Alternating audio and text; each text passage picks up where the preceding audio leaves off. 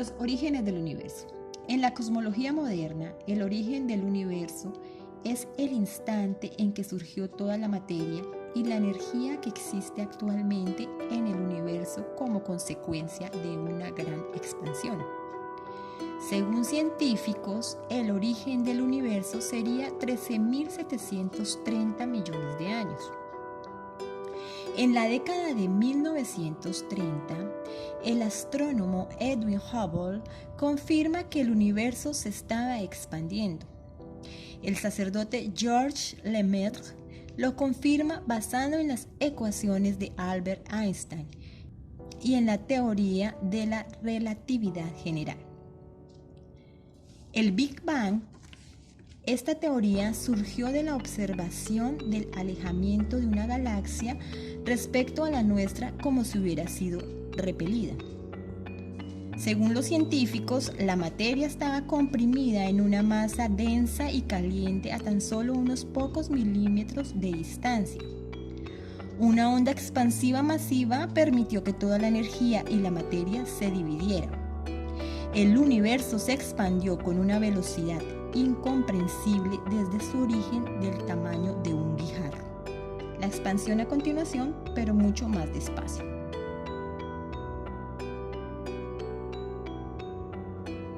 Bueno, muy bien, esta es una nueva entrega que vamos a hacer a través de nuestro canal La Vida y el Universo.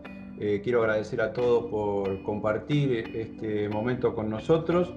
Vamos a traer esta nueva propuesta para que de alguna manera invitarlos a unas entregas distintas. Hoy son los orígenes del universo y los próximos serán otros títulos a definir con algún entrevistado que vamos a tener. En este caso, primeramente voy a saludar a Rubén Rachis, quien es el que va a representar al programa El Despertar. ¿Qué tal? Muy buenas a todos. Gracias por estar, como siempre. Y la verdad, un poco emocionado porque poder disfrutar a este invitado que dentro de poquito va a empezar a hablar.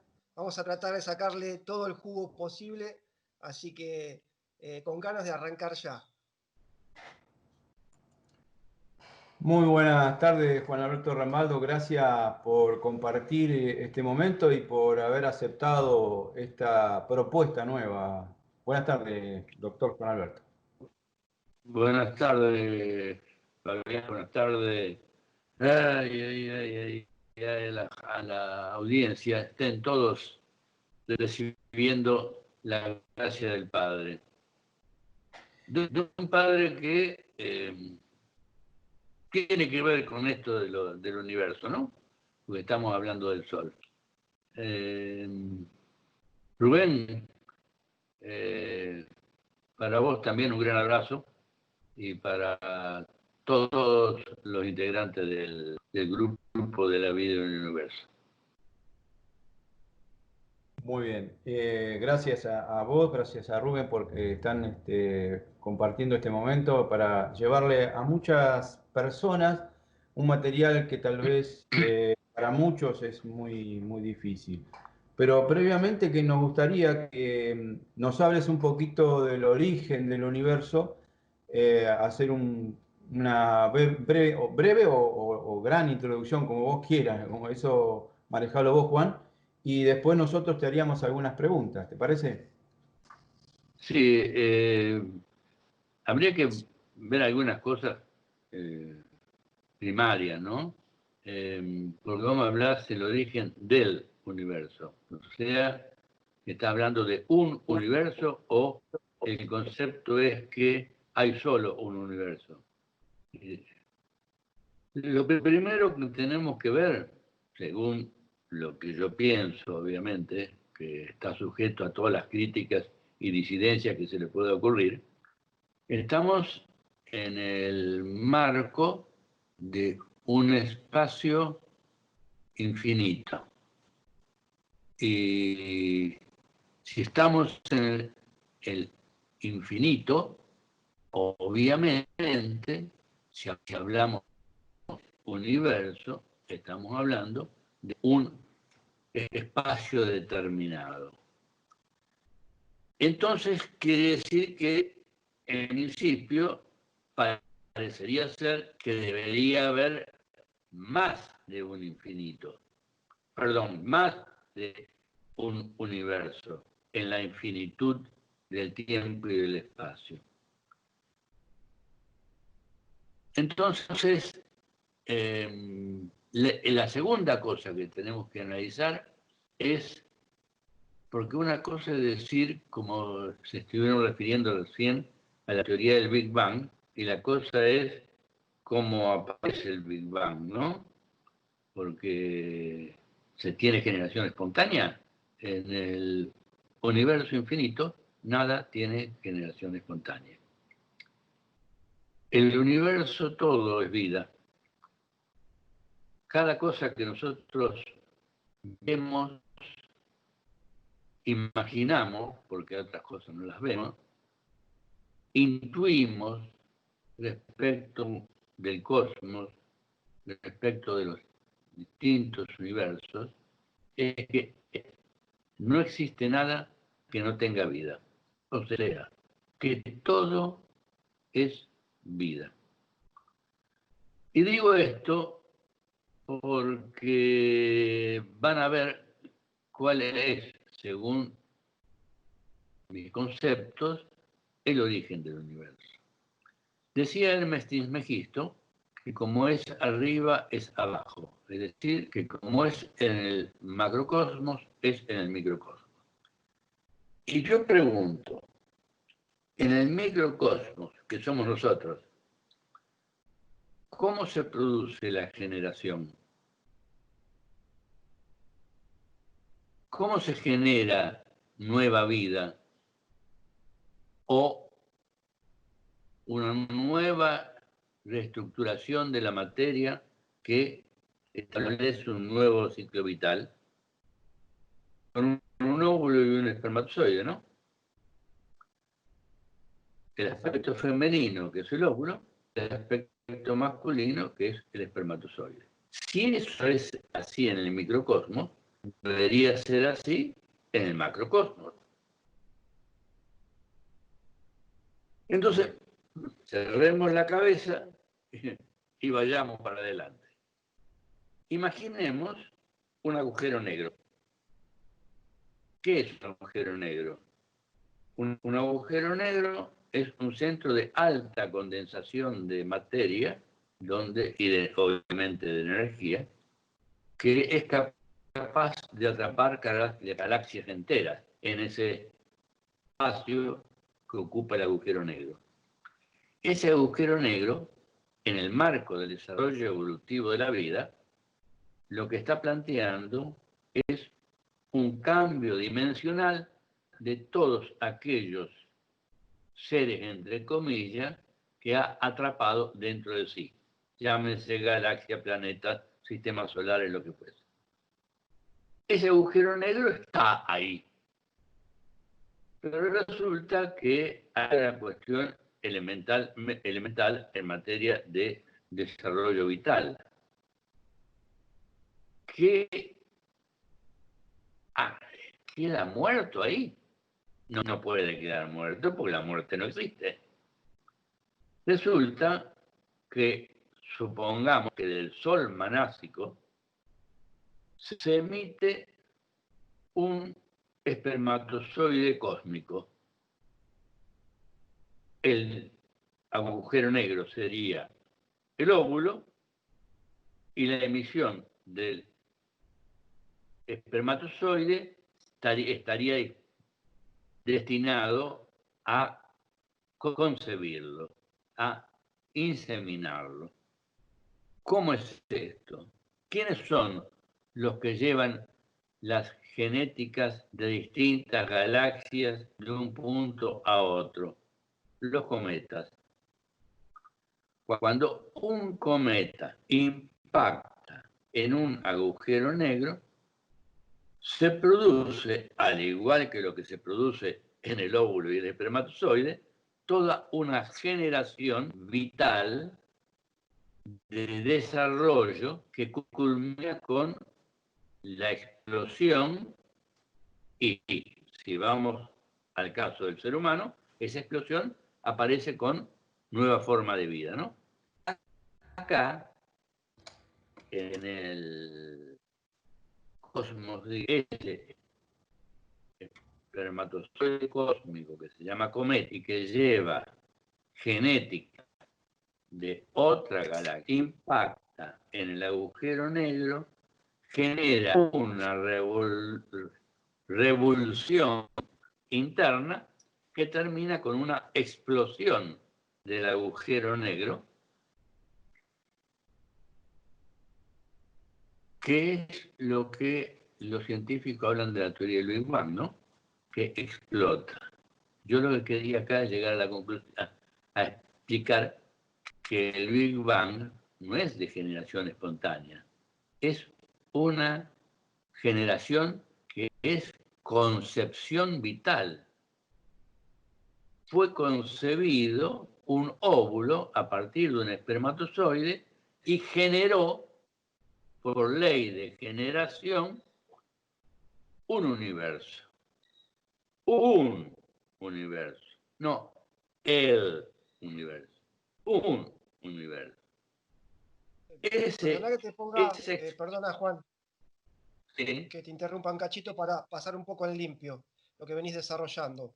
Es interesante lo que decís.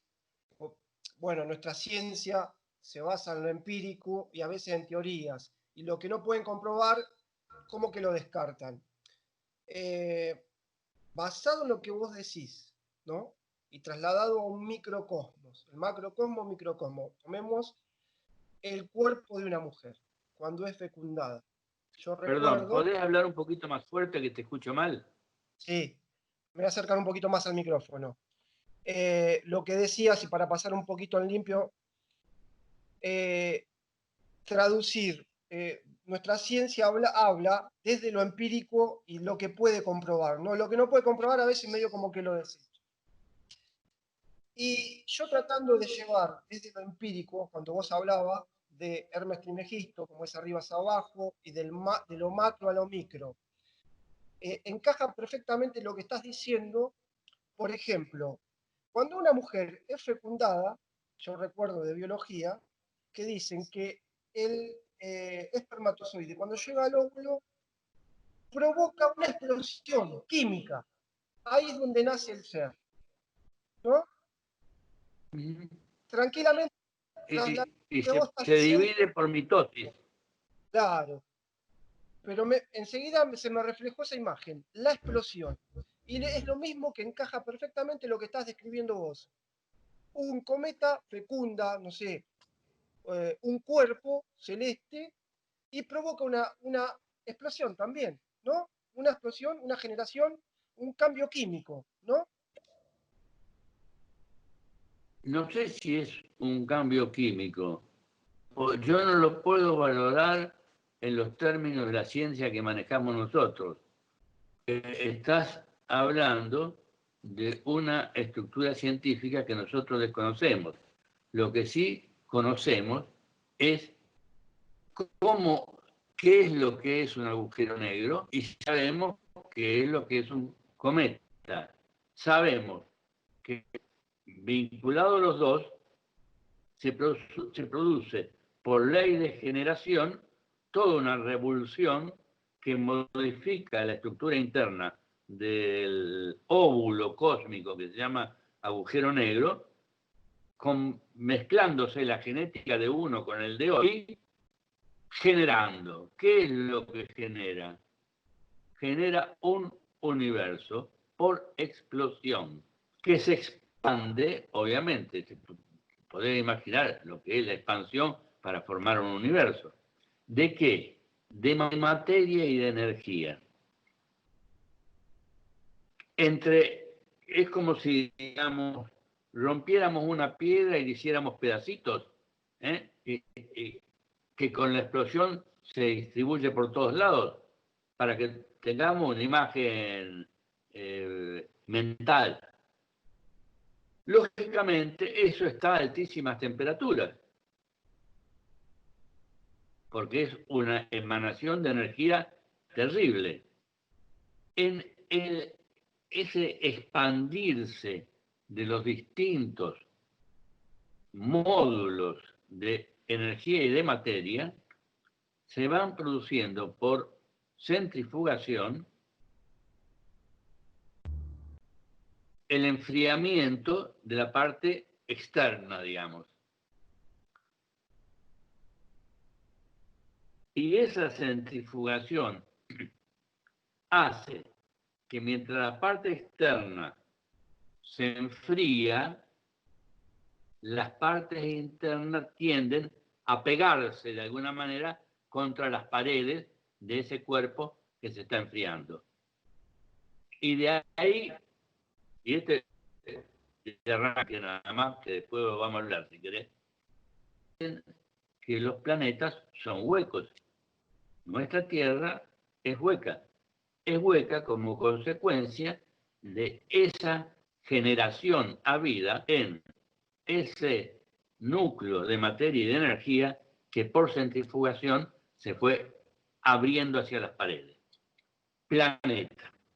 Pero hay otros cuerpos mucho más grandes de energía que cubran dos aspectos. La centrifugación, que produce un efecto de radiación, y otro interno de convección. Y ahí se forman los soles. Por eso esos soles son internamente fríos. Y incluso hasta podría decirte que están habitados. Entre los que nos gusta la ufología, decimos que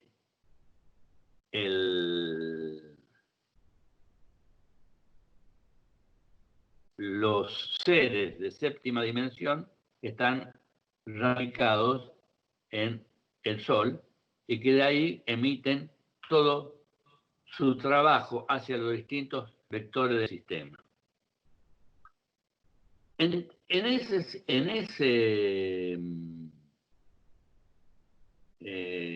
cuerpo, llamámoslo de alguna manera, que se llama Sol, tenemos en la parte exterior que se produce el fenómeno de la fusión atómica del hidrógeno, mientras que su interior es frío.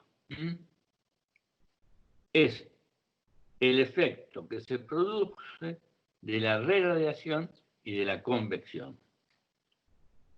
Ese Sol actúa como una especie de centro de atracción que hace que los distintos planetas giren alrededor de él como si fuera una suerte de átomo gigantesco. ¿Se imaginan que, volvamos al principio, en una explosión del agujero negro, donde hay tanta materia y energía condensada, se producen un universo? Y al producirse un universo se producen cientos de miles de soles con cientos de millones de planetas. ¿Estamos? Entonces ahí no está contestando. Hay Primero, en que principal. a tener... ¿Cómo? No, que ahí nos estás asegurando, primero, que nuestro universo no es el único, sino que hay otros. Estoy pasando en limpio todo lo que venimos escuchando. Y otra de las cosas que decís, para darte la derecha. Más al micrófono que no te alcanzo a escuchar. Sí. No, que decía que una de las cosas quería darte la derecha, de que supongamos que hay gente que nos escucha por primera vez, dice, ¿cómo puede haber vida en el Sol? Bueno, estos últimos 10 años la NASA ha registrado como naves en la superficie del Sol. Entonces, algo evidentemente hay en el Sol o dentro de él, porque hay naves que entran y salen. Eso por un lado. Y lo otro, que se me fue un poquito, a ver si me ayuda, Fabián. Sí, lo que está hablando, digamos que...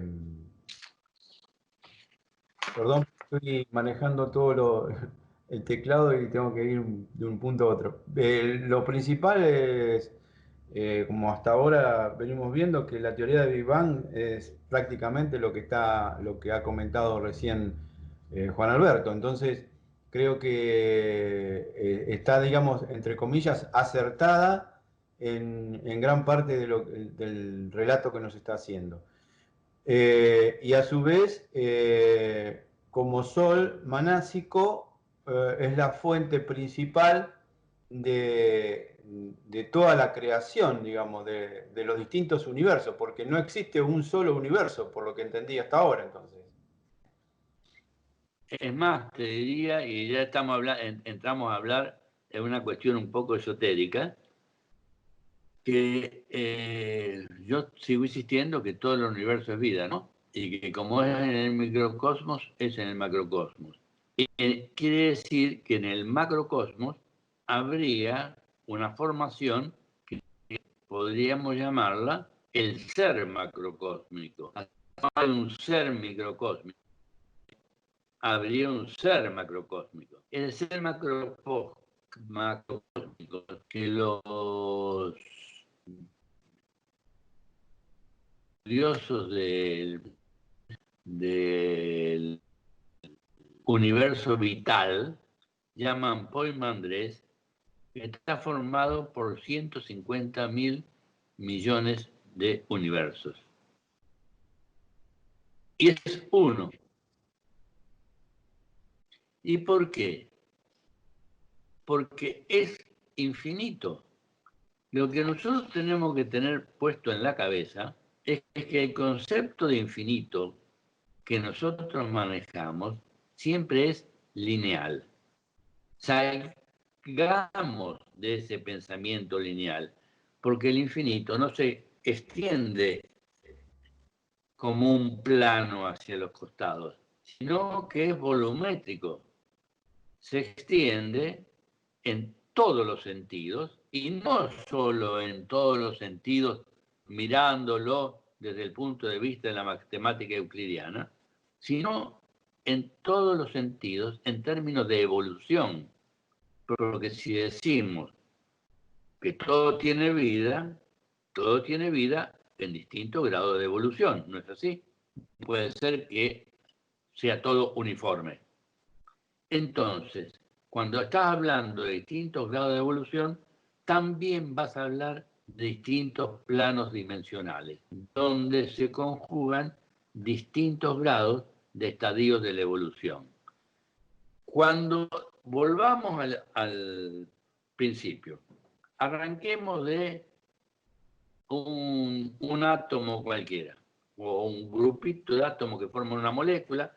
Esa molécula después forma un cuerpo vital, que puede llamar mineral, puede llamar vegetal, después se formarán los animales, el hombre, o lo que fuese si no fuese hombre. Así que se van produciendo distintos estadios de evolución de la materia, ¿no? Esos distintos estadios de evolución de la materia van mostrando un distinto estadio de la evolución de otro proceso que está vinculado, que es el proceso de la psiquis o alma y del espíritu. ¿Por qué hablo de esto? Porque estamos hablando de planes dimensionales diferentes.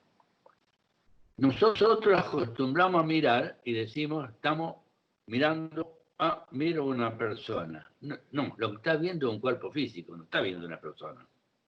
Ese cuerpo físico aloja en sí o está unido a otros cuerpos que son los que hacen que ese pedazo de materia que anda dando vuelta por ahí deje de ser materia solamente para ser un ser. Un ser que tiene capacidad de discernimiento y de posibilidad de evolución, no solo de evolución material, sino de evolución en conocimiento, evolución en estado de conciencia, evolución a ingresar en planos diferentes.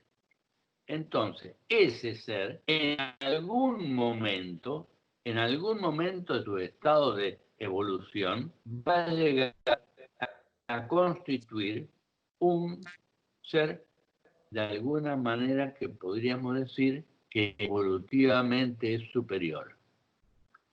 Pero ese ser que evolutivamente es superior va a ser inferior con relación a otros seres que están mucho más evolucionados que él. Y así, un sol es la fuente que nosotros tomamos de mayor evolución en el marco del sistema en el cual estamos inmersos. Y el sol es el generador de vida en nuestro sistema.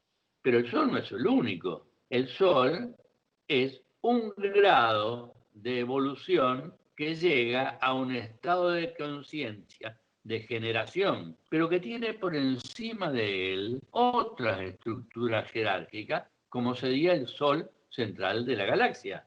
Y el Sol central de la galaxia tiene otra estructura superior desde el punto de vista evolutivo. Es decir, el universo del cual nosotros hablamos es una paparrucha, es una cosita chiquita así, desde el punto de vista no solo cuantitativo, sino cualitativo. Claro. El universo es para nosotros un maravilloso globo inconmensurable y apenas es una pizquita dentro del infinito. Y lo que para nosotros solo entendemos una porción de esto, una porcioncita. Por lo que decís vos, Juan, es tan vasto, o sea, nuestra concepción de infinito es finito. Nuestra concepción. Y acordate vos que Einstein dijo, mejor dicho, Einstein no dijo eso, le hicieron decir, que él no dijo nunca eso, que el infinito era finito. Y él lo que dijo, que a los efectos del estudio, el universo hay que hacerlo finito, porque si no es imposible de estudiar desde nuestra formación y nuestra capacidad intelectiva. Entonces, él lo que hizo fue agarrar y decir, le pongo límite al infinito. Pero nunca dijo, porque mucha gente dice, Einstein dijo que el infinito es finito. No, Einstein nunca dijo eso. El infinito es infinito. No podemos mensurarlo, porque no se puede mensurar lo que no tiene medida. Y es infinito, espacial, temporal y volumétricamente. El tiempo es una medida que tenemos nosotros, que no tiene nada que ver con el tiempo cósmico.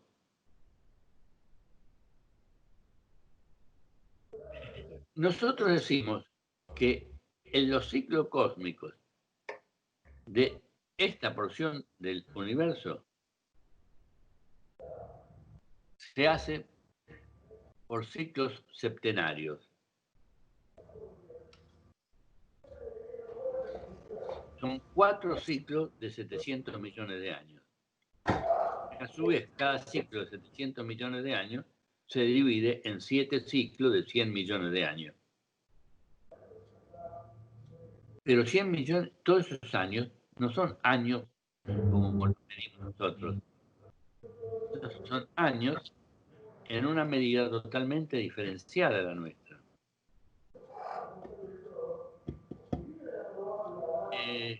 Eso que estás diciendo, Juan, el tiempo, que el tiempo es pura y exclusivamente de tercera dimensión.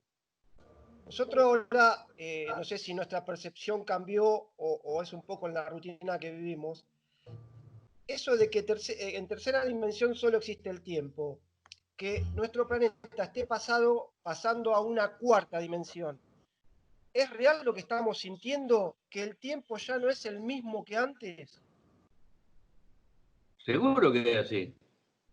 Nada que ver. El tiempo se modificó. Porque se modificó la frecuencia vibratoria del planeta y de todos nosotros. Porque nosotros hablamos del tiempo hablando de una determinada frecuencia vibratoria. Yo por ahí hablo de cosas que yo doy por supuesto y a lo mejor el que escucha no lo da por supuesto, ¿no? Sí, todo lo que nosotros medimos, lo medimos en función de la frecuencia en que vibramos. Obviamente, imagínate vos, vamos para atrás. El primer hombre que andaba con el garrote ahí arriba del hombro, encorvado, pesado, en un ambiente que nosotros no soportaríamos no sé, ni 10 minutos, por la presión que había, por la densidad. La densidad estaba dada por la frecuencia vibratoria. Se fue modificando la frecuencia vibratoria del planeta y también la frecuencia vibratoria de los elementos de superficie. Entonces, los dinosaurios, todos esos grandes animales que existían al principio, y esos grandes árboles que medían cientos de metros, fueron desapareciendo y fueron generando una formación mucho menos densa, es decir, la frecuencia en que los electrones rotan alrededor del núcleo se aceleró. En este momento estamos hablando de 30 millones por milisegundo. Y acercándonos a este fin de la etapa, que está prácticamente en la cuarta dimensión, hablamos de 50 milisegundos. ¿Qué significa eso? Significa que todas las estructuras, porque ¿qué es el tiempo? El tiempo es una medición. Si nosotros queremos medir con la misma vara lo que es distinto, vamos a llegar a conclusiones distintas, ¿no? Si nosotros queremos medir el tiempo hoy con los parámetros de hace 400 años, no nos va a dar, porque se modificó la estructura vibratoria, se modificó también el tiempo. Acuérdense que Einstein dijo que energía es igual a masa por la velocidad de la luz al cuadrado, ¿no? A medida que nosotros vamos aumentando la velocidad, por decirlo de alguna manera, nuestra masa se va volviendo más sutil, Menos materia. vinculada a la energía que a la materia. Y se supone que cuando se produzca el salto cuántico que va a representar la entrada del planeta en la cuarta o en la quinta dimensión, toda la frecuencia vibratoria del planeta y los seres de superficie va a ser distinta. Te sigo haciendo funcionar los interrogantes. Eso tiene, perdón que te interrumpa, Sí. un paréntesis ahí. ¿Tiene que ver algo con la nueva era? Y de quienes estén preparados heredarán la nueva Jerusalén o algo así por el estilo, lo que dicen nuestras santas escrituras. ¿Algo está relacionado con todo eso? Y sin lugar a duda. Porque porque vos no te olvides que las escrituras están, no solamente son escrituras proféticas, porque que lo son, sino que además son un compendio de conocimiento cósmico, dicho en un lenguaje que podríamos llamar en un lenguaje no científico, por decirlo de alguna manera. Cuando el reino prometido del que se habla, ¿qué es el reino prometido? ¿Qué reino promete el Cristo a los hombres? El de mi Padre, dice, ¿no? ¿Cuál es el reino de su Padre? ¿Será algo El como reino del volver de... Espíritu. Ajá. No, te iba a decir yo, ¿será algo como volver al paraíso nuevamente o algo similar o algo mejor? Es que lo que pasa es que tenés que imaginarte que el famoso paraíso fue el comienzo de un proceso evolutivo, ¿no? Que después se complicó por otras razones, pero vamos a hacer que Sí, vamos a vamos a tener que, pasarlo si de no, largo. ponernos a analizar la Biblia, y creo que no es el caso ahora, ¿no? Sí, sí. Lo que sí te digo es que eso que está dicho en la Biblia, con un lenguaje tan sencillo y de alguna manera sin explicación, porque no se podía dar explicación. ¿Qué explicación le podía dar a la gente de hace 2500 años? Decime. Sí, Más que decirle, mire, esto es así, con un lenguaje que sea perceptible. Imagínate que le hablara de la cuarta y la quinta dimensión. ¿Qué van a entender? no, no, para nada. No es casualidad que Entonces, el maestro hablara con tantas, con hechos que vivían, con el día a día que se vivía en aquel momento, ¿no? por supuesto. Entonces, ese paso, pero además que no un paso dimensional que estuviera previsto nada más que en la Biblia, sino en los mayas lo venían anunciando, ¿o no? Sí, sí. Hablan del sexto sol, ¿no? Exactamente. Si todos, las distintas formas, si queréis llamar, no me gusta la palabra, pero si queréis llamarlo de creencias, hablaban de esto. ¿Y por qué? Porque a todos les llegó la misma información. A los hindúes les llegó por el lado de Krishna o más adelante por Buda.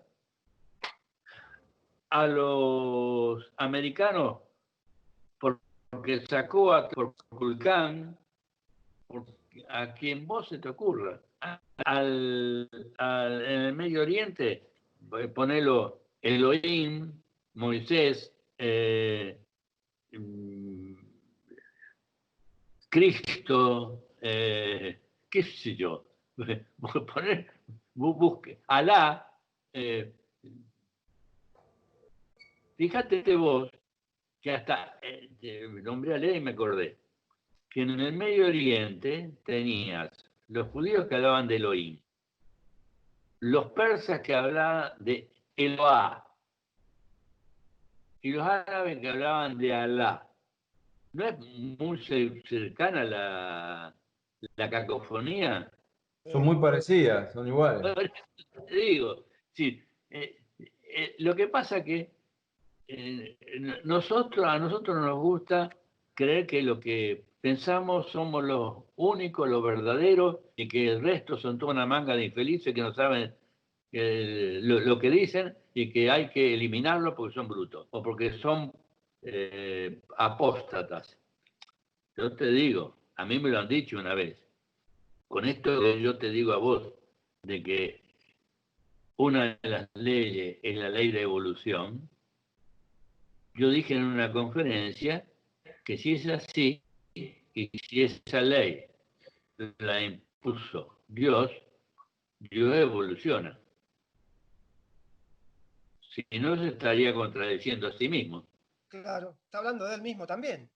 Bueno, no tenés idea lo que me dijeron de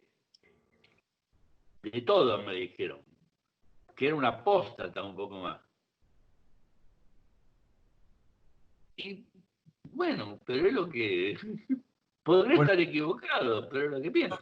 Por eso esta charla y este tema que queremos sacar, Juan, porque a mí me gusta que la gente tenga un poquito más de conciencia y conocimiento sobre la realidad del universo, sobre la realidad de la vida, que desde cuándo existe, y los tiempos que ni siquiera tenemos conocimiento. Vos nos estás dando un panorama excelente de algo que yo creo que un porcentaje muy grande de la humanidad no tiene ni idea de lo que, una de lo que estás hablando, porque seguramente algunos por primera vez escucha esto, y algunos que tal vez ha leído algo, creo que le refresca la memoria y le das un panorama mucho mejor. Ahora, siempre va a haber personas que van a tirar al pozo de lo que uno habla, ¿no? Y desgraciadamente son muchos, por desgracia. Es que yo, yo creo que vos estuviste en alguna de las charlas que yo di sobre ciencia y espiritualidad. Sí. En La Eh, Plata hicimos porque una... creo que hay dogma de, los dos, de todos lados. La ciencia tiene un dogma que está, porque está aferrada al positivismo. La espiritualidad tiene un dogma que hace que esté aferrado al pensamiento religioso. Y los dogmas no sirven para nada. Los dogmas sirven para explicar determinadas cosas en un momento determinado. Y punto. Después se termina, porque justamente deja de ser una respuesta lógica para tener algo que no tiene respuesta. Acá, vos escuchás, por ejemplo, que la gente dice de la famosa Trinidad: Padre, Hijo y Espíritu Santo, ¿no? Yo le pregunto a la gente, díganme, ¿quién es el Padre? ¿Quién es el Hijo? Me van a decir enseguida: Jesucristo. Que no es Jesucristo, es Cristo. ¿Y el Espíritu Santo quién es? ¿Y el Padre quién es? Si nosotros volvemos al concepto de infinito que hablamos al principio, el Espíritu Santo sería lo que en ciencia se llama el increado. Aquel que no tiene ni principio ni fin. Es en sí mismo. Y es el elemento generador de todo lo que se desarrolló. Y es el elemento generador de la expansión de los distintos universos. Ahí me Y que detengo un es cachito, el que Juan. impone... ¿Cómo? Perdona que te interrumpa. Sí. Muchos venimos de la escuela católica, apostólica y romana. Somos bichos de costumbre. Cuando nos meten una estructura en nuestro ser, en nuestra cabeza, ya nos quedamos cómodos ahí. Cuando viene alguien que te saca de esa estructura, causa ira y una reacción violenta. Eso por un lado. Primera conjetura que saco.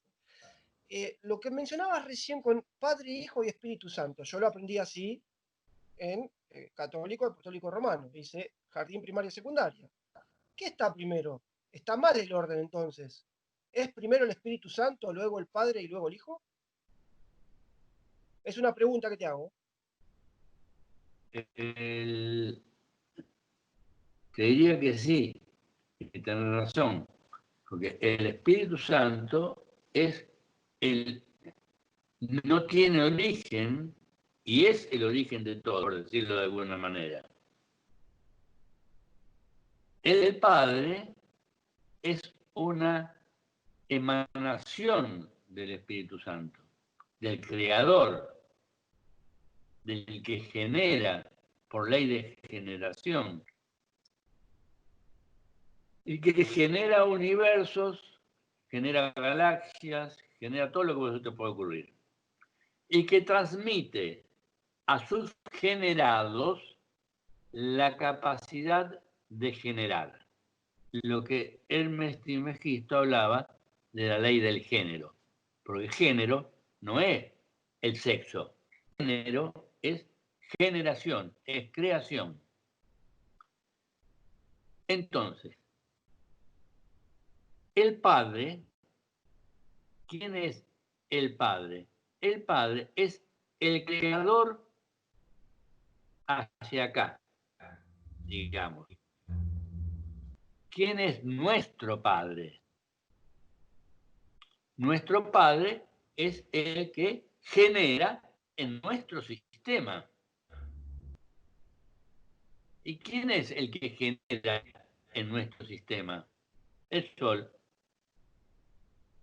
El Sol, que es el aspecto masculino, e insemina a la Tierra, a la Pachamama, y hace que de la unión del aspecto masculino y femenino se genere la vida en el planeta.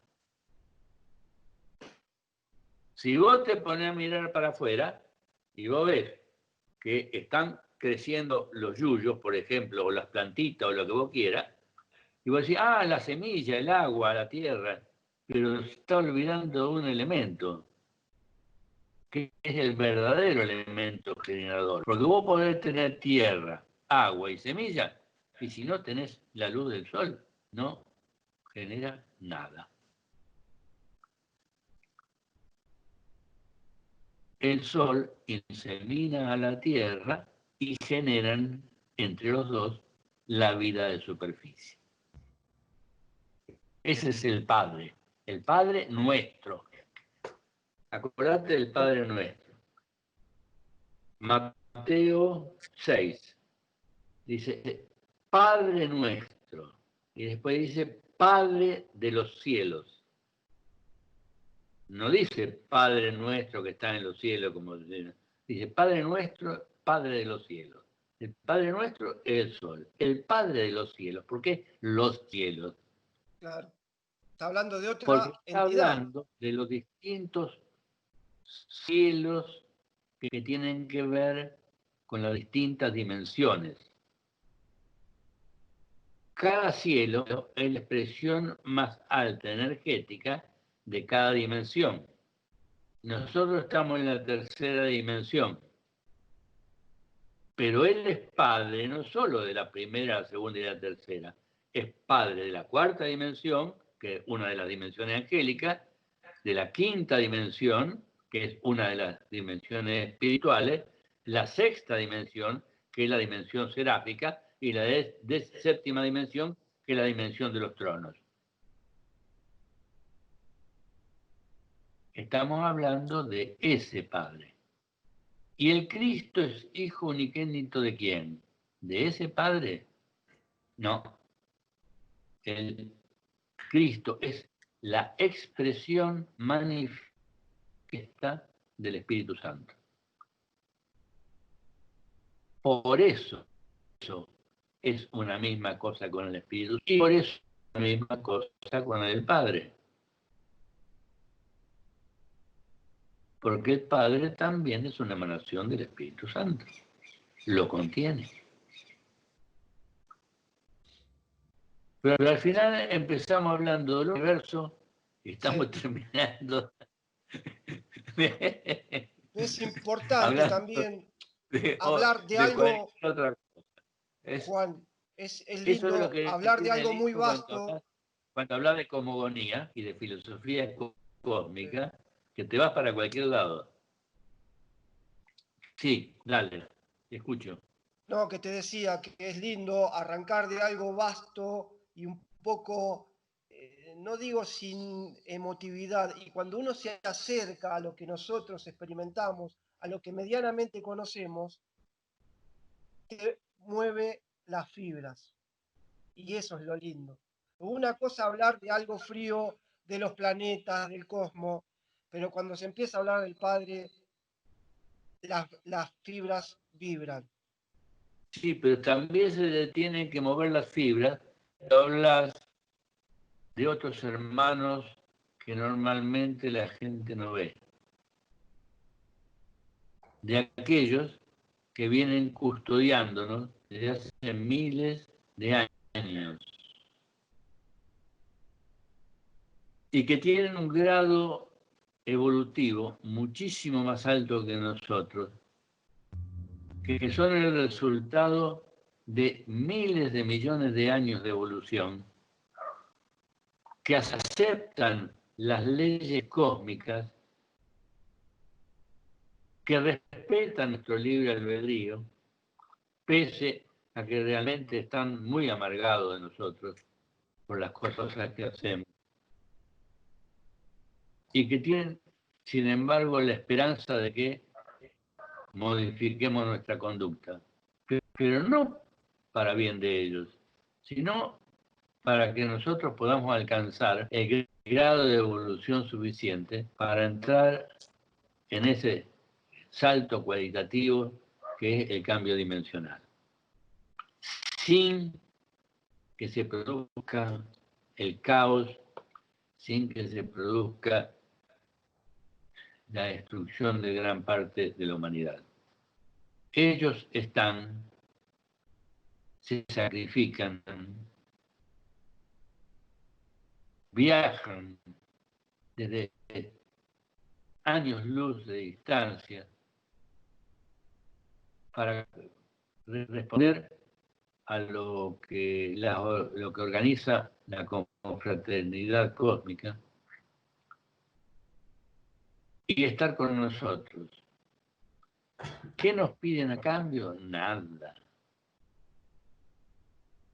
Nosotros tendríamos que estar sumamente agradecidos porque permanentemente nos avisan de cuál va a ser las consecuencias de los actos que nosotros estamos realizando, cuál va a ser la consecuencia de que estemos contaminando el planeta como lo estamos contaminando, cuáles son las consecuencias de que miremos a nuestro hermano de al lado como si fuera un enemigo y no como si fuera parte nuestra. Acordémonos de lo que dijo el maestro: ama a tu prójimo como a ti mismo.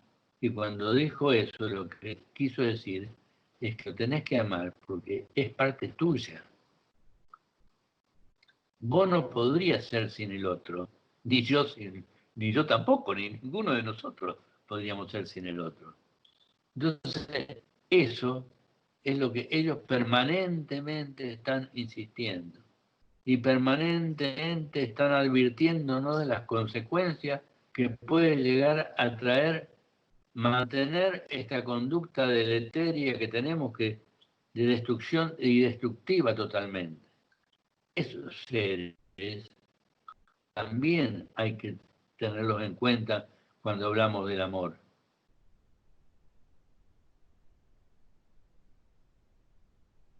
Es un ejemplo de amor el que nos están dando. Dan sin nada a cambio, sin esperar nada a cambio.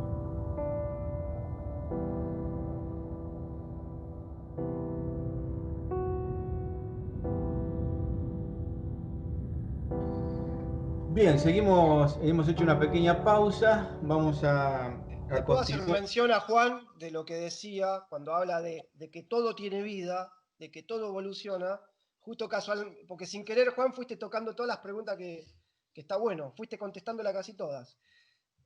Dándote la derecha de lo que vos decís, que todo tiene vida, y acá le quiero citar lo que te había dicho del librito que leí de Pedro Romagnuc, que hay una parte en ese librito, no lo recuerdo el nombre, él habla que nuestros científicos, te estoy hablando de década del 90, comienzo del 2000, había un grupo de científicos que habían comprobado que, por ejemplo, nuestro Sol, el universo, tenían movimiento de expansión y de contracción. Perdón, Sí. ¿Nuestro Sol o el universo?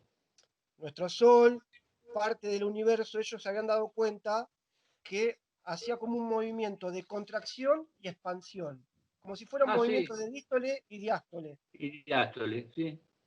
Bueno, y él decía, Pedro, comenta en ese librito, que a través de estas investigaciones se pudo abordar y acercarse de que sí, el cosmos tiene vida, por esa contracción y expansión, y nuestro planeta también tiene ese mismo movimiento.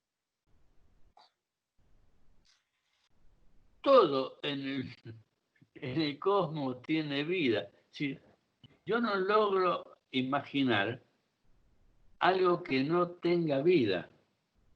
No, realmente te digo, no lo logro imaginar. Lo que pasa es que hay gente que entiende la vida y le pone forma humana, o le pone forma animal, o le pone forma de vegetal. Pero esa es una de las formas en que se manifiesta la energía y la materia en una expresión vital. Pero no son las únicas expresiones vitales.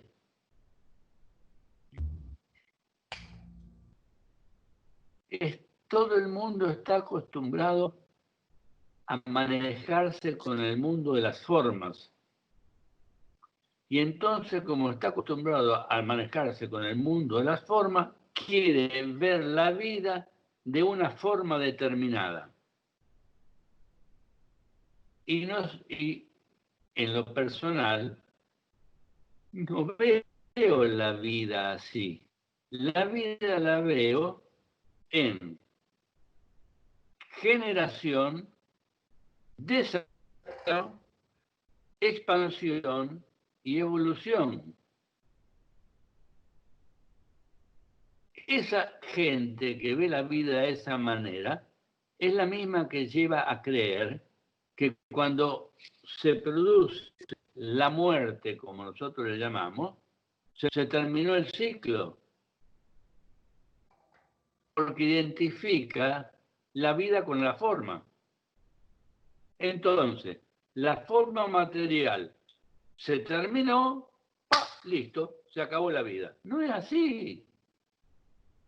La forma material es un instrumento que utiliza el ser vital y la vida en su conjunto para actuar, para hacer experiencia, para evolucionar. No es el último grado de la evolución, todo lo contrario, son los principios de la evolución. Los principios de la evolución de ser que además de tener una conformación material, tiene una conformación anímica individual y una espiritualidad propia. Si nosotros hablamos de los animales, por ejemplo, vamos a ver que le vemos su materialidad y obviamente no puede ser de otra manera, tienen una formación anímica, pero no tienen una formación anímica individual, sino que tienen una formación anímica colectiva, la de la manada. Nosotros, los hombres, como consecuencia de la manipulación que hicieron los jardineros del espacio, que le llaman, a algunos Elohim,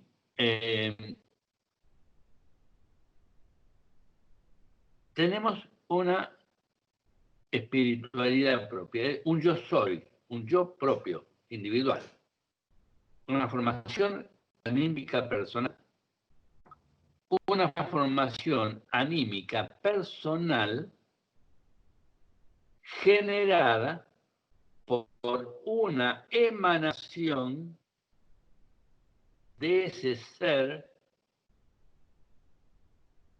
que es una formación espiritual en sí misma, que se llama Sol.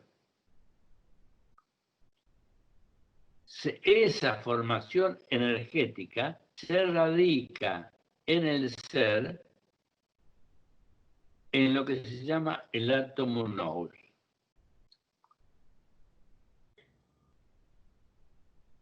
Que es el receptor de ese ser energético que se incorpora al ser material, a la estructura material.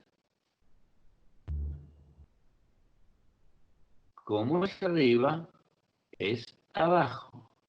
Como es el macrocosmos, es en el microcosmos. Si hay en tu formación un mecanismo de sístole y diástole, de expansión y de retracción, también se da en el universo. Tu corazón funciona así, ¿no? Exacto. No hace mucho le sacaron una foto al sol y salió el corazón, un corazón. Sí, me acuerdo. Esa foto no es porque el sol sea un corazón, se manifestó para decir, eso que ustedes tienen también está aquí, y los cobija a todos.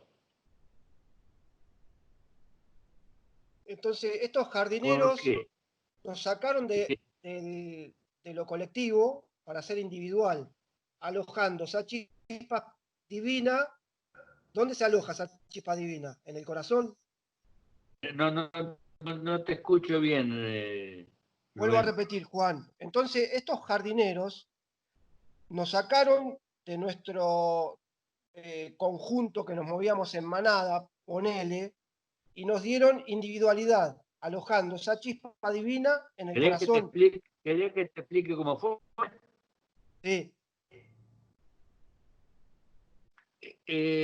Cuando la Tierra entró en un determinado grado vibracional, estos jardineros, estos Elohim, entendieron que había llegado el momento de generar un ser que tuviera yo soy, que tuviera espíritu individual, anímico individual.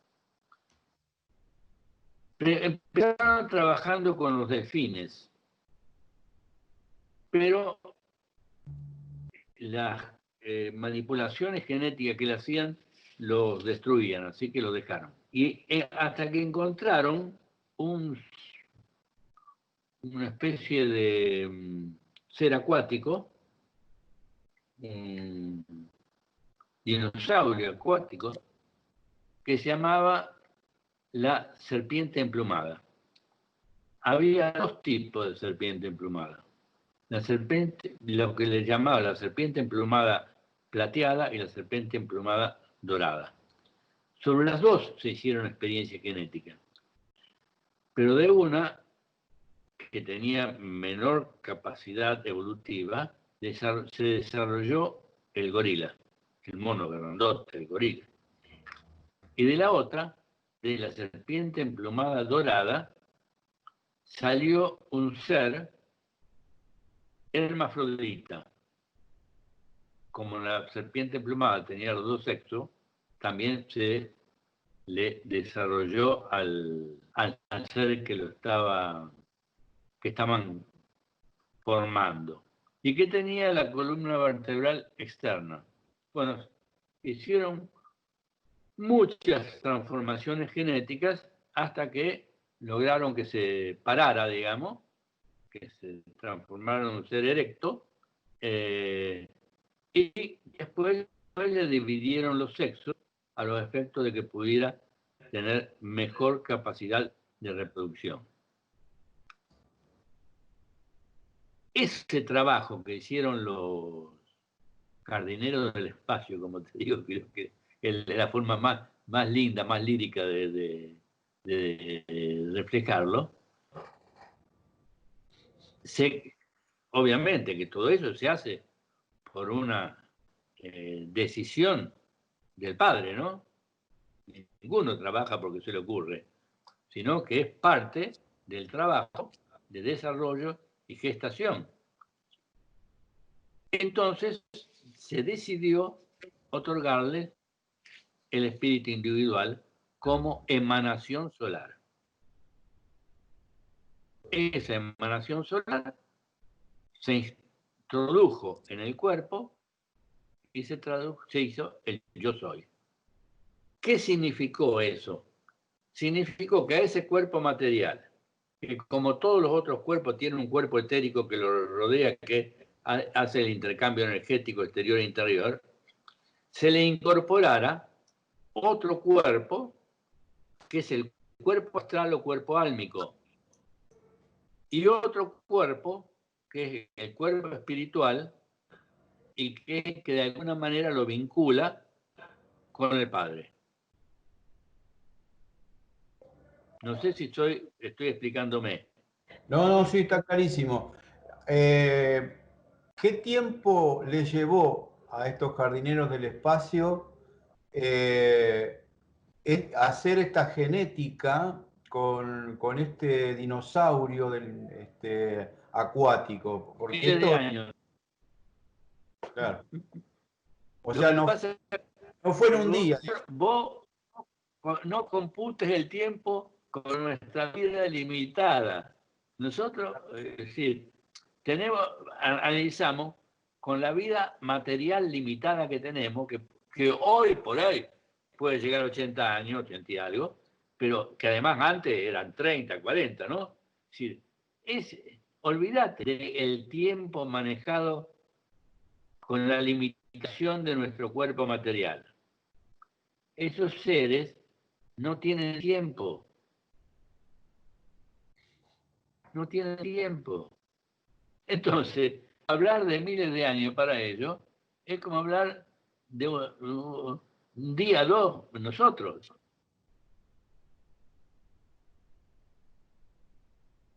Ese es el kit de la cuestión. Uy, qué enormidad de tiempo. A mí cuando me dicen, uff, ¿y cuánto tiempo? Ahora cuando lleguemos vamos a evolucionar a tal... Si logramos entrar en la cuarta dimensión, vamos a evolucionar, vamos a ser seres angélicos. Querido, ¿vos te crees que de un día para el otro es eso? ¿Vos crees que de un día para el otro se transforma la unión energética, o más que la unión, la disociación energética, para formar un cuerpo sutil? Y el estado de conciencia que significa la cuarta dimensión. ¿Cuántos años llevamos nosotros de tercera dimensión, Fabián? Muchos. Un montonazo. Sí. Si vamos a lo que es la Biblia, Calcula. tenemos un montón, porque la Biblia habla de más de 10.000, 15.000 años atrás. Claro, y eso que no toma en cuenta la Atlántida, ¿no? Bueno, claro. Bueno, ahí podemos también sacar otro tema, pero más adelante, no te quiero enrollar No, ahora. no, pero te digo, fíjate vos que la vida del planeta el planeta tiene millones de años. El hombre, no sé cuánto, pero tenés que hablar posiblemente de uno. No, el hombre como lo conocemos ahora, no. El hombre como lo conocemos ahora tendrá 15.000 millones de años. Pero el tiempo no es mensurable en nuestra cabeza. ¿Bien? Juan, te quería preguntar sobre el tema de este lagarto o dinosaurio acuático. Las representaciones, los grabados que hay en civilizaciones como las aztecas o los mayas, donde aparecen esta serpiente con plumas, ¿tiene algo que ver? Mirá, si vos querés, no tiene nada que ver. Si querés, tiene que ver. Te digo, anda ¿ves? Al origen del hombre según la Biblia. ¿Qué dice? Que Dios lo hizo de barro, ¿no? Sí, ¿Eh? sí, ¿De dónde salió la serpiente emplumada? El lago. El agua. Subió, era anfibia, no se paraba, se arrastraba.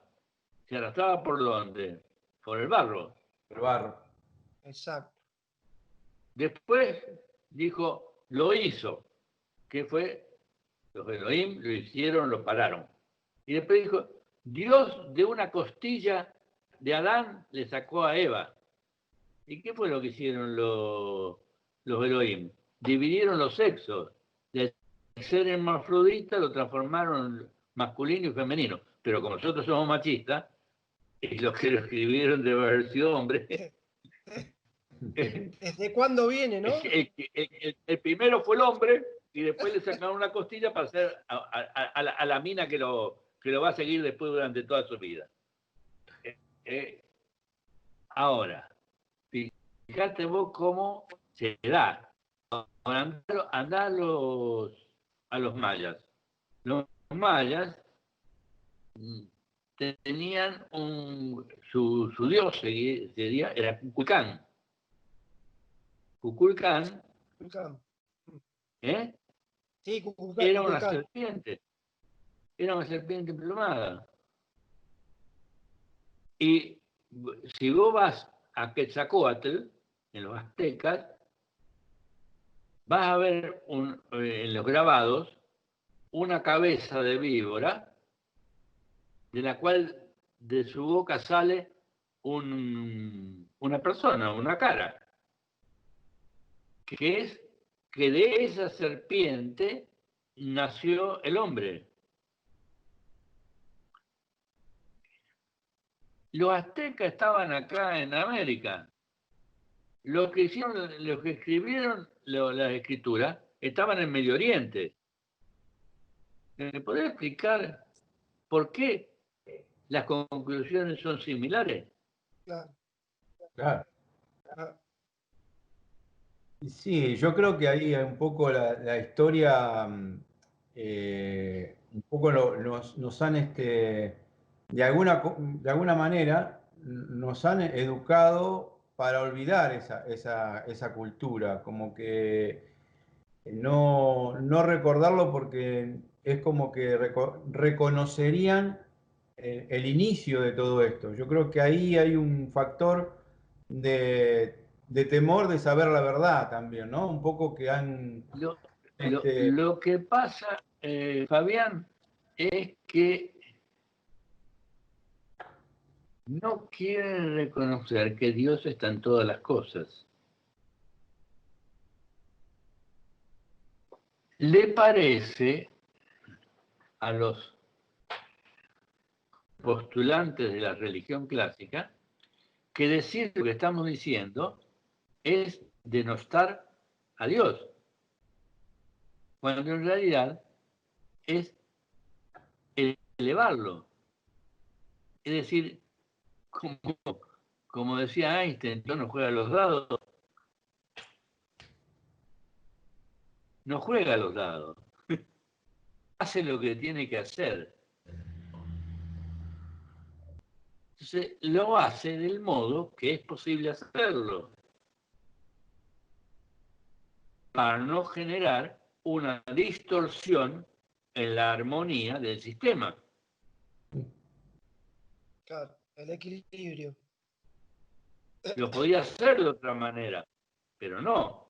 Es respetuoso de la armonía del sistema, porque es su armonía. Claro.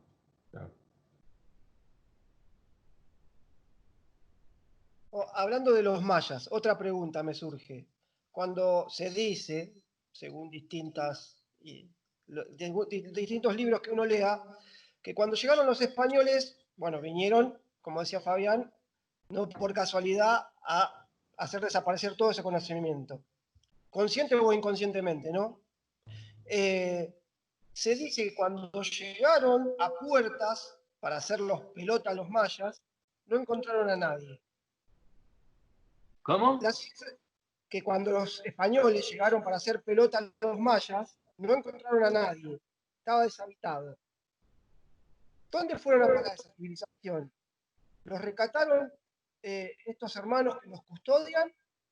¿O fueron a un posible mundo intraterreno? ¿Puede ser posible? Yo te diría que no fue cuando llegaron los españoles, sino cuando empezó el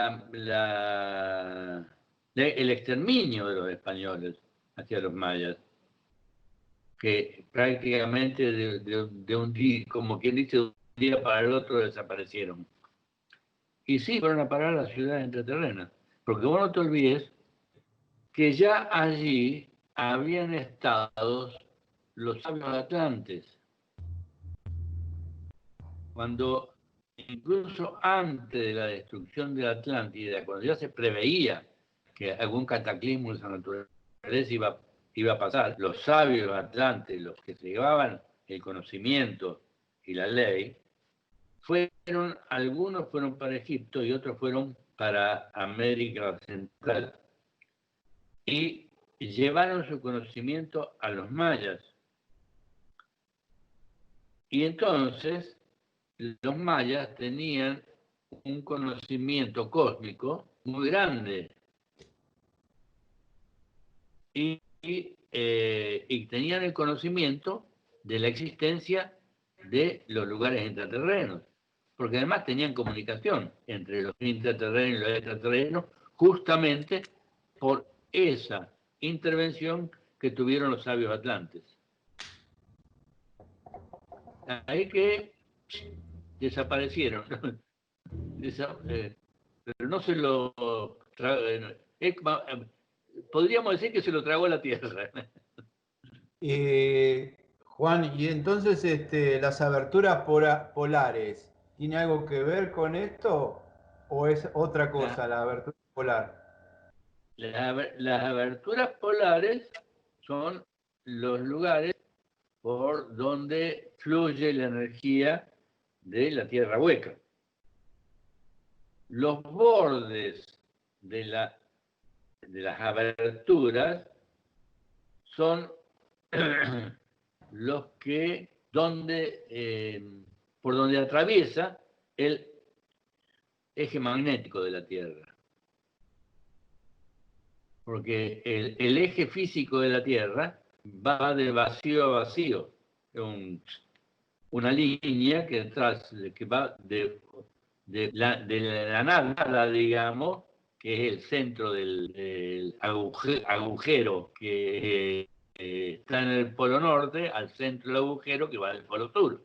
Es un eje físico, pero no toca nada. Mientras que el eje magnético es el que está dado por el magnetismo terrestre y es el que se vincula con el costado del círculo que rodea la apertura del polo. Eso lo explican muy bien los rusos, que hicieron la experiencia con la brújula, que iban navegando y en un momento determinado la brújula, en lugar de marcar hacia adelante, marca hacia abajo. Era porque habían entrado en la abertura y como el eje magnético ya no estaba más ahí, sino que ellos estaban sobre el eje magnético, la brújula señalaba para abajo. Increíble. No lo sabía eso. Entonces, hablando de magnetismo, últimamente está saliendo en las noticias, en distintos medios, sobre que el eje magnético está cambiando. Muchos de los aviones que tienen una tecnología avanzada se manejan por el eje magnético con la computadora y cuando llegaban a querer aterrizar con el piloto automático, se daban cuenta que la pista estaba en otro lugar. Entonces tenían que corregir esa maniobra que automáticamente lo hacía ese avión. ¿Esto está causando algo, el cambio? ¿Qué es lo que está pasando? ¿Cambia la polaridad? ¿Qué cuestión hay, Juan? Lo que está cambiando es la estructura de la corteza terrestre. Está habiendo un desplazamiento de las placas tectónicas y el eje magnético se va desplazando. Hace unos días estaba leyendo justamente que estaban diciendo que el eje magnético de la Tierra, el polo norte, se estaba desplazando hacia Siberia. Ya tuvo una modificación cuando te acordás el tsunami en Tailandia. Sí, Eso sí. produjo una modificación de la estructura de la corteza y se desplazó el eje magnético. Y ya que estamos hablando de esas cosas, en el año 1945, Sor Lucía, la pastorcita de Fátima, que estaba en convento de clausura, Dice, y así lo escribe la Madre Superiora, que recibió un mensaje de la Virgen que le hizo ver como un ángel golpeaba con una espada de fuego el eje magnético de la Tierra y se producía un desplazamiento del eje magnético, produciéndose catástrofes de todo tipo. Es decir, porque está la posibilidad que ya sea por una guerra nuclear o por el golpe de un aerolito, se produzca un desplazamiento del eje magnético, que ya se produjo en la historia, ¿eh? Se produjo porque la Tierra originalmente tenía 3 lunas. Una que era la luna, que fue una emanación propia de la Tierra, y otra que se formaron con 2 aerolitos que quedaron rotando alrededor de la Tierra. Uno de ellos, Tir, se cae y cae sobre el continente butolteca, que después forma y esa caída forma el Océano Pacífico. Pero esa caída produjo un desplazamiento del eje de la Tierra al punto tal que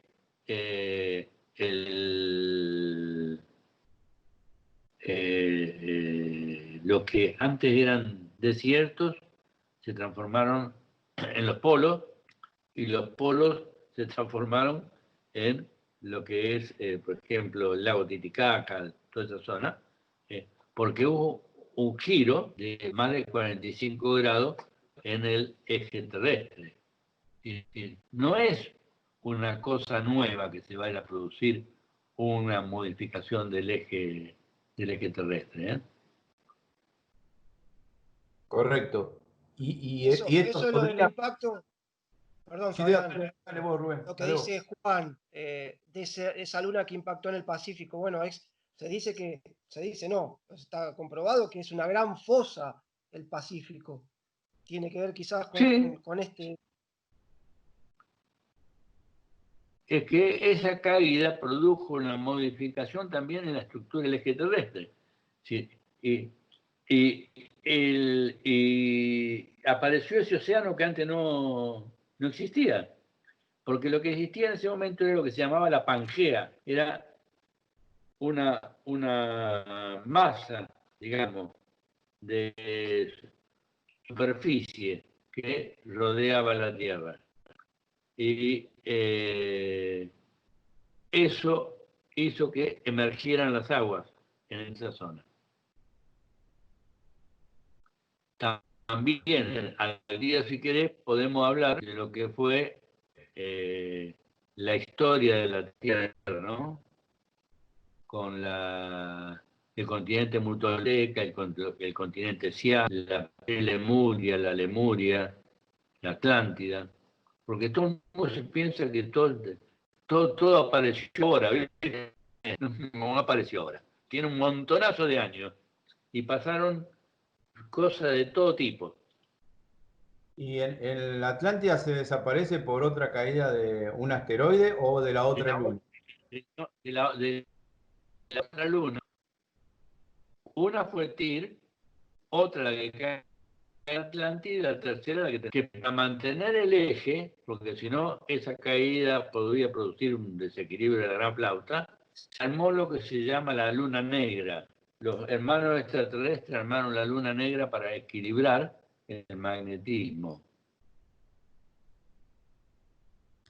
Bien, para la audiencia que no sabe lo que es la luna negra, nosotros porque, bueno, más o menos entendemos el significado.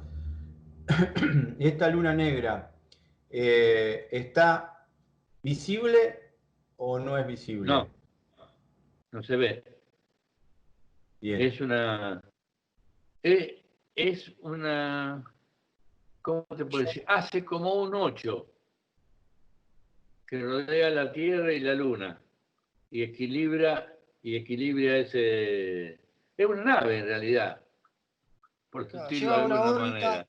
una órbita Y para mantener equilibrada la Tierra. claro, Esto, como para que tenga una idea, es como el símbolo del el infinito, así es. que va circundando entre la Luna y la Tierra. Digamos, para aquellos que les gustan lo que es extraterrestre o le gusta ver películas, es como la luna del Star Wars, esa luna negra, bueno, más o menos algo para que tengan una idea, la gente que está escuchando y viéndonos, es algo parecido que han hecho estos hermanos superiores y han logrado el equilibrio y digamos, mantener el eje y nuestro sistema, más o menos para que la gente pueda entender. No sé si quería agregar algo más de ahí de lo que estabas hablando, Juan. No, sigamos, no tengo Sigamos. drama. En dicha luna, ¿quién estuvo? No recuerdo, pásenme el limpio. ¿Eugenio? O me olvido de nuestro Nostradamus, que es el de la psicografía, Fabián. ¿De qué estás hablando? A ver. La luna negra. De la luna negra, ¿quién viajó? La luna negra Eugenio estuvo en la luna negra, lo llevaron a la luna negra. Eso es lo que no recordaba quién. Por decir Parravicini. Parravicini. Parravicini estuvo en la luna, me parece que no, ¿no? No, era Eugenio. No sé, Eugenio. Eso sí que no lo sé.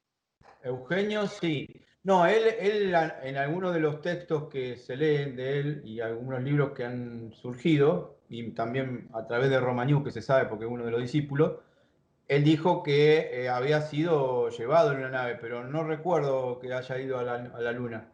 No, por eso fue una pregunta. Lo mío, entré en confusión, no sabía si había sido Parravicini o Eugenio quien había visitado esa luna. Por eso quería que me lo... Está bien. No sé, ¿querés hacer una pregunta, Rubén? No, hacé la que tenías vos. Bueno, la inteligencia artificial ahora es un instrumento que cobra vida propia. ¿Qué? La inteligencia artificial. La inteligencia artificial. La inteligencia artificial es un instrumento que cobra vida propia. ¿Tiene autonomía propia o es un instrumento que puede ser usado por las entidades o por otras entidades bajas, digamos? Verá. Complicado. No es tan simple. Complicado. La inteligencia artificial es una creación humana. Sí, obvio. Como toda creación humana, y que ya existe en otros lados, puede usarse para un lado o para el otro.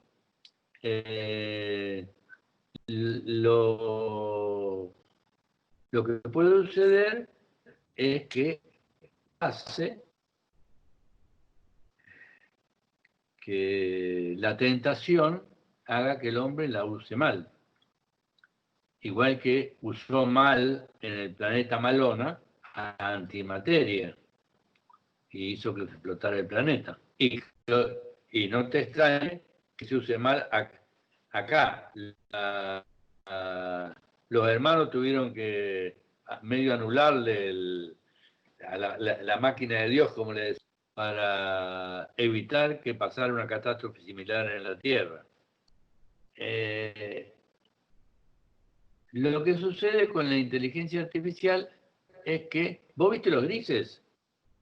Los grises, sí. Hay seres que son seres y otros que son robots biológicos. Sí, sí. Es decir, el robot biológico no tiene yo soy, es un robot. Exacto. Tiene una inteligencia que es más que la artificial. Pero resulta que está manejado por seres subordinados al padre. Obedecen la ley. El problema es que nosotros nunca obedecemos la ley. Tenemos la impronta luciferiana. Exacto. ¿Qué pasó con Lucifer? Lucifer quiso ser más que el padre. Tener la capacidad creativa más allá de lo que el padre había autorizado. Y así fue que produjo la destrucción del planeta Malona, y así es que está condenado a tentar al hombre para favorecer su discernimiento. Acá los jodidos somos nosotros, querido. La verdad, ¿eh? Demasiado jodidos. Bueno, es la incapacidad que tenemos de vernos como somos realmente y la soberbia de esta humanidad. Sí, es soberbia, sin lugar a duda. La soberbia es un pecado.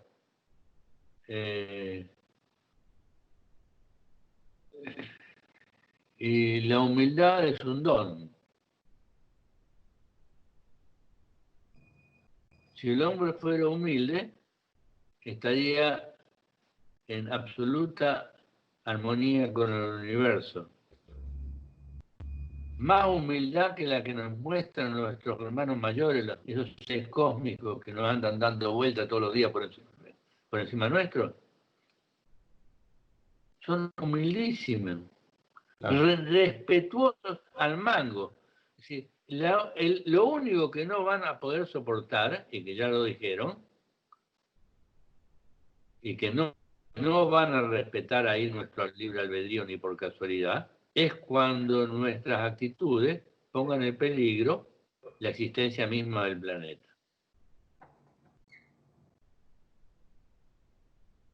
Qué predecibles Porque somos. nosotros tenemos derecho a destruirnos si queremos, pero lo que no tenemos derecho es a destruir el planeta. Sin duda, sin duda. Hablando de destrucción del planeta, vos hablaste recién de Mayona. Para los que nos siguen en este momento a través de las redes, me gustaría que nos contara un poquito de lo que es Mayona para que la gente pueda entender al respecto del tema, ¿no? Bueno, Malona era un planeta que estaba entre la Tierra y Marte. No existía Mercurio en aquel momento.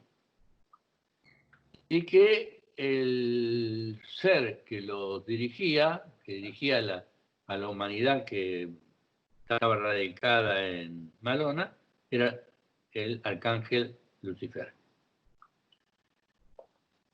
que hizo justamente todo un trabajo de experimento de desarrollo evolutivo contrario a las órdenes que le había dado el padre. Trabajó con la energía nuclear generando seres que vivían más de 200 años. Seres radioactivos, digamos, ¿no? Por decirlo de alguna manera. Que vivían más de 200 años y de un color verdoso. Y manipularon la materia y la generación de la antimateria. Generaron tal cantidad de residuos críticos en todo el planeta que el planeta estaba ya al borde de la eclosión. Los sabios que estaban allí en Malona, conscientes de que el camino que se estaba desarrollando iba a terminar en la destrucción del planeta, armaron un satélite artificial alrededor de Júpiter y Ganímedes. Y allí fueron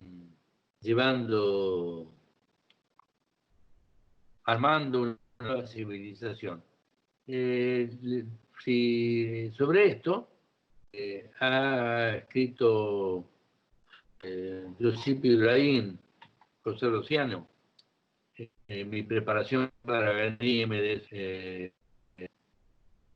y ¿cómo es? Yo visité Ganímedes. Habla también eso, ¿cómo es que se llama este? Peruano. Eh, sí, ¿Cómo se llama, Rubén? El que hablamos siempre. ¿El contactado, decís vos, Juan? Sí. Sí, espérate que no me sale el apellido ahora. Sixto Paz. Sixto Paz, ese. Sixto Paz. Sixto Paz Wells. Sixto Paz ha hablado también sobre eso y escrito sobre eso. El hecho es que continuaron las pruebas y el planeta explotó. Explotó y se produjo un desequilibrio, se puede imaginar, tremendo, ¿no? Porque cambiaron las órbitas. Marte recibió el impacto de un montón de restos del planeta, otros fueron a formar los anillos de Saturno, otros cayeron acá en la Tierra, gran parte en lo que nosotros llamamos el campo del cielo, en el Chaco.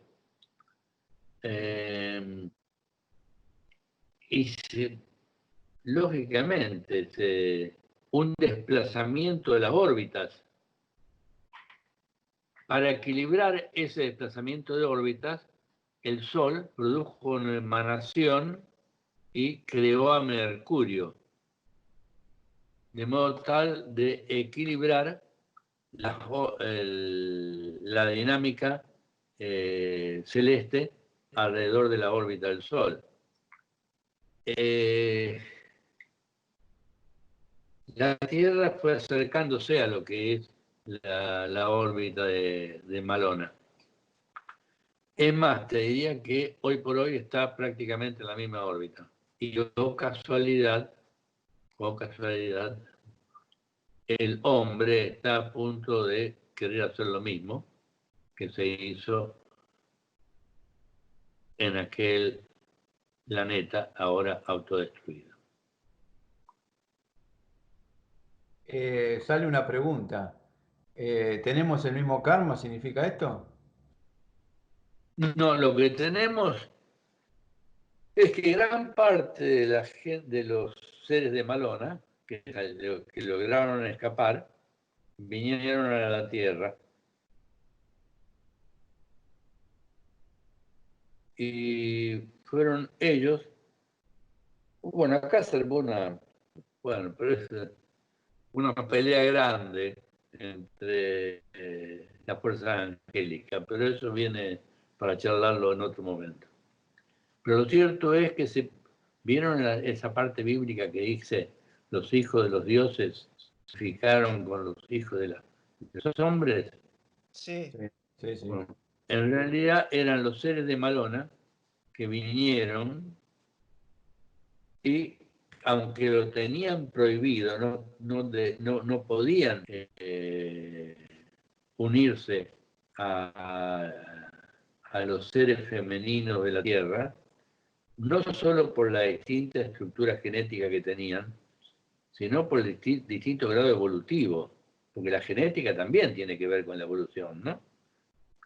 Claro. Entonces le estaban incorporando a unos seres que estaban todavía arrancando, como quien dice, en la evolución, una genética mucho más evolucionada. Volvamos de vuelta a la Biblia.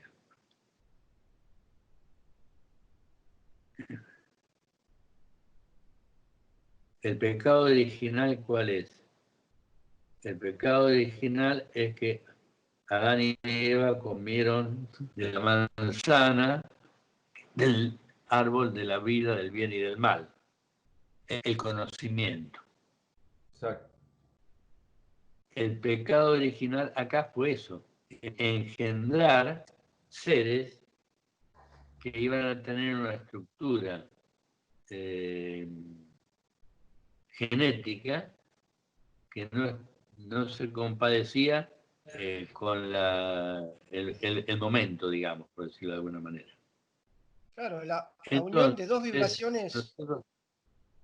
¿Cómo? No, que decía, me imagino la unión de dos vibraciones totalmente dispares, como punto de partida. Claro. Entonces los seres que nacieron eran seres con una estructura genética que se contraponía. Una estructura genética armoniosa, que era la original, la que había venido del padre, y una genética totalmente conflictiva y destructiva, que era la que había venido de los seres de Malón.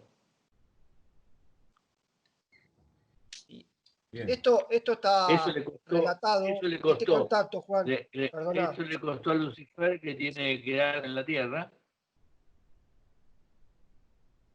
desarrollando todo el proceso para que en el marco del libre albedrío el hombre discierna. Exacto. Porque si el hombre no podría discernir el marco de su estructura actual, si no es conociendo el bien y el mal. Exactamente. Y eligiendo. Exacto. El discernimiento es lo fundamental. Acordate del Padre Nuestro, perdón, acordate del Padre Nuestro. Porque no es casualidad lo que dice el Padre Nuestro, ¿eh? No nos hagas caer en la prueba. Mateo 6. No nos haga caer en la prueba. Porque la prueba es la prueba del discernimiento, ¿no? Claro. Y aléjanos del maligno.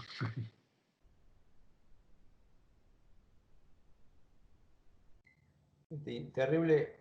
No sé qué pregunta querías hacerle vos, Rubén. No, perdón que justo interrumpí, que estaba en lo más jugoso de lo que decía Juan.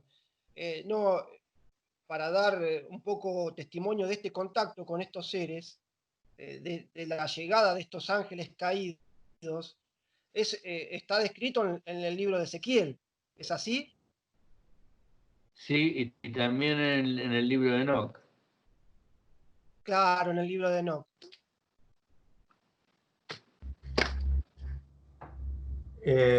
Un poco, bueno, has tocado todo, Juan, y la verdad, un tema bellísimo. No sé si quedó algo en el tintero que quieras agregar vos. Yo quiero hacer la última, porque si no a Juan yo lo tendría 12 horas más, No, tranquilamente. yo porque hace con más de una hora que estamos, entonces no quiero tampoco abusar de nuestro... No, yo quiero hacer la última y yo ya me voy gordo, empachado.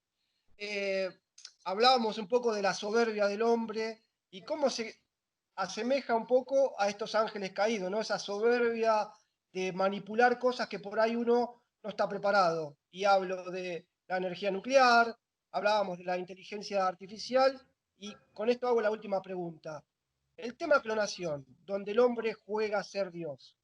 Cuando uno crea un vehículo, ¿este vehículo puede ser habitado por un espíritu bueno o malo? ¿Puede ser habitado de qué? Si, uno crea un cuerpo, una clonación. ¿Me seguís hasta ahí? Sí. Ese vehículo que creamos puede ser habitado por un espíritu bueno o malo. ¿Y por qué tiene que ser incorporado por un espíritu? ¿Por Sí, qué me una lleva esta clonación. pregunta? Sí, ¿por qué me lleva Si no esta pregunta? es una clonación, no es una generación masculino-femenina. O En sea que... el universo todo es género masculino y femenino. La ¿Sabés por qué te hago clonación... la pregunta, Juan? Porque al crear este cuerpo... Pero ¿por qué tiene...? Yo te dije hace un rato, que los grises tienen robots biológicos, ¿no? Sí. Esos robots biológicos están desprovistos de alma y de espíritu. Ajá. Claro, ¿sabés por qué abordé esta pregunta y llegué más o menos a una conclusión? Porque al crearlo y al estar, no está incluido el factor amor. O sea, es un cuerpo creado, eh, no está la unión de dos seres con amor. ¿Se entiende por qué abordé a eso? Es que justamente no está el aspecto masculino y femenino, es una división generada, manipulada. Y una cosa es que manipulen la genética los Elohim, y otra cosa es que manipulemos la genética nosotros, ¿eh? Sí, tal cual. Sí, sin duda, sin duda. Hay una diferencia muy grande la diferencia. Juan, Sí. yo creo que a mí me gustó como salió, porque sale así como con el corazón, digamos, ¿no? Y no hay Total. estructura espontánea, entonces creo que está bárbaro, me parece genial. Yo creo que la gente va a entender porque explicaste perfectamente bien y después, si tiene la gente preguntas, debajo del video van a hacer las preguntas y te las vamos a pasar a vos y vamos a hacerte las preguntas que las personas nos van a hacer, así que esperemos las preguntas de las personas, así, Bueno, estoy dispuesto, querido. dale. Para mí es no solo que es un placer, es realmente, yo sé que es reiterativo, pero es un honor que ustedes me llamen para hablar Para, de esos temas. para nosotros es un honor tenerte a vos acá, para mí No, es... querido, ¿eh? ustedes están haciendo un trabajo muy grande y poder participar de ese trabajo es algo que a mí me llena el corazón. Bueno, gracias Juan, gracias Rubén por estar, un No, abrazo. gracias a vos, Fabi, y también quiero agradecerle a Juan, gracias por dejarnos disfrutarte y compartir todo eso todo ese conocimiento y toda tu experiencia, transmitirla a los demás y darnos la posibilidad de llevarlo a otra gente y abrirle la cabeza que es posible otra historia, es posible otra realidad, y bueno, eso está buenísimo. ¿Eh? Un abrazo Bueno, y la próxima sacaremos otro tema, seguramente va a ser referido a esta bajada de Mayona de estos seres. Por ahí se me ocurre, ¿no? Que podemos llegar a bueno, lo hablar. que ustedes quieran. Dale, En la medida que sepa cómo contestarle, porque acá el tema es que yo lo que no sé, te digo no sé. perfecto, me parece. Y no me importa que la gente esté escuchando o no esté escuchando. Lo que no sé, no sé. Perfecto, Juan. No voy- Un abrazo. Lo peor que puede hacer en este terreno es anatear, ¿viste? No, no, obviamente, obviamente. Gracias, Juan. De Un abrazo. acuerdo, querido. Un beso para los dos. Chao, chao. Abrazo grande.